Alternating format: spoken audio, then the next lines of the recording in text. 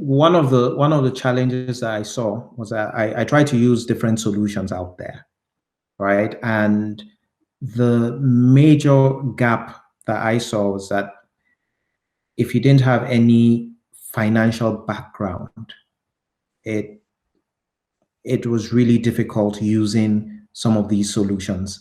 Now, I pride myself as someone that is really curious, but when it comes to finance, I am a novice, so to speak.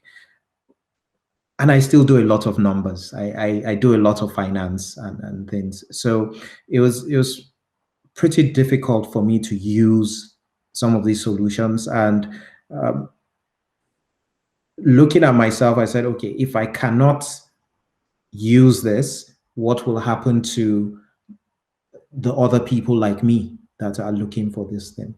So that was really where I saw that, okay, there's actually a gap. It's not even the technology side of things, but just understanding numbers. If I don't have an accountant or I don't have a financial advisor, how can I run my business? How can I understand those numbers?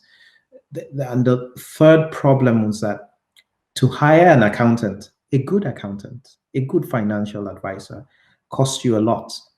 And the kind of small businesses we run, it's very difficult at the very, very early stage to hire such people.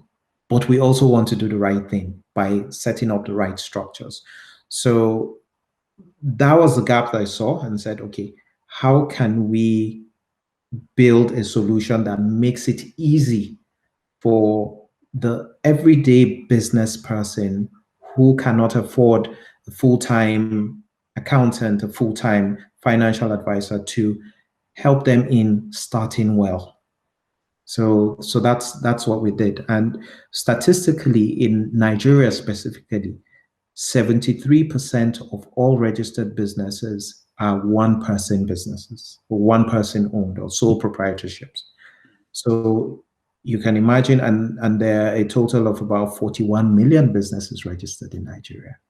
So that alone is the beginning of how big the problem is. And you now go to Africa as a whole, where we have 100 million businesses, most of them informal and most of them small businesses. So that was the real drive for me to do this. The other thing is that most of the solutions out there are not designed for Africa. So you have, all the competitors with their tools and everything. You must follow this rule. You must follow that rule. It works like this. It works for an American market. It works for a UK market. But when you look at the peculiarities of Africa, for example, you're asking someone to put his address, and you're like, I mean, we have addresses like, under the mango, next to the mango tree, or that's the corner of where someone lives. It's descriptive, but it's not a PO box or a postcode and things like that. So we said, okay, how can we create a solution that is localized for the African user? It's built for Africa by Africans, and mostly Africans, so to speak. So that's what we wanted to do.